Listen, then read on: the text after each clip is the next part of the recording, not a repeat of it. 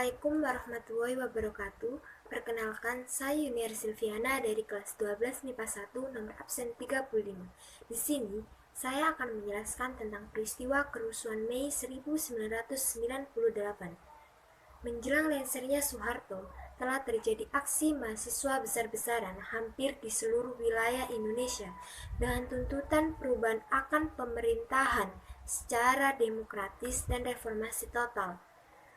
Demonstrasi mahasiswa itu ditangani dengan pola represif, melalui pembubaran aksi-aksi demonstrasi mahasiswa, penembakan di luar proses hukum, maupun tindakan penganiayaan lainnya.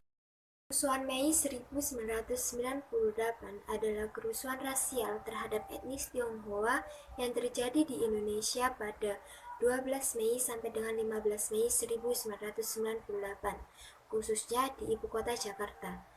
Dalam peristiwa ini, sasaran utama kerusuhan ini ialah orang-orang keturunan Tionghoa beserta aset-aset yang mereka miliki. Kerusuhan ini tidak hanya terjadi di daerah sekitar Jembatan Semanggi, tetapi sudah menyebar ke berbagai daerah kawasan Jabodetabek. Penjarahan tempat perbelanjaan umum sebanyak 1.000 orang terperangkap di dalam yang akhirnya tewas terbakar secara hidup-hidup. Alasan kerusuhan Mei 1998 adalah pada tahun 1997, kawasan Asia mengalami krisis finansial yang mempengaruhi mata uang, bursa saham, dan harga aset lainnya di kawasan Asia.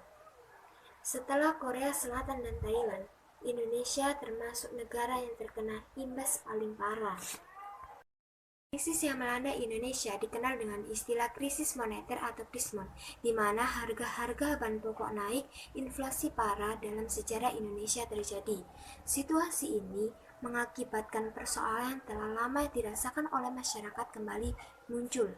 Salah satu yang nampak yaitu turunnya mahasiswa ke jalan untuk mengecam kenaikan harga dan menuntut turunnya Presiden Soeharto yang sudah lama menjabat sebagai kepala negara, karena pada pemilu 1997 Soeharto kembali terpilih untuk menjadi Presiden RI untuk ke-6 kalinya. Hingga pada awal tahun 1998, ekonomi Indonesia semakin memburuk. Mahasiswa melakukan demonstrasi besar-besaran ke gedung DPR MPR di Jakarta yang dimulai pada tanggal 10 Maret 1998. Dalam aksi unjuk rasa yang dilakukan pada 12 Mei 1998 berakhir dengan kematian 4 orang mahasiswa Trisakti, yakni Elang Mulia Lesmana, Heri Hartanto, Hafidin Royadin, dan Hendrawansi akibat penembakan aparat kepolisian dari Satuan Brigadir Mobil Polri dan TNI yang berjaga, yang dikenal dengan tragedi Trisakti. Adanya peristiwa tersebut, adanya proses hukum yang mengecewakan keluarga korban. Keluarga korban yang mendesak negara untuk bertanggung jawab atas kasus tersebut harus berjuang keras menghadapi berbagai rintangan, baik yang bersifat politis maupun legalistis formal. Pengadilan militer ini menimbulkan kekecewaan bagi keluarga korban karena hanya mengadili perwira bawahan dan tidak membawa pelaku penanggung jawab utama ke pengadilan. Mahasiswa dan keluarga korban terus berlanjut sehingga DPR membentuk Pansus Trisakti atau Tim Pemantauan Kasus Semanggi I dan Semanggi II pada tahun 2000. Pansus menyimpulkan bahwa tidak terjadi pelanggaran berat pada peristiwa Trisakti. Hal ini mengecewakan keluarga korban dan proses penyelidikan dihentikan pada saat itu. Dengan pengunduran diri Presiden Soeharto dan pembentukan Kabinet Reformasi Pembangunan di bawah pimpinan B.J. Habibie. Penyebab kerusuhan Mei 1998 merupakan kumpulan peristiwa politik, sosial, dan ekonomi yang terjadi di masa Orde Baru.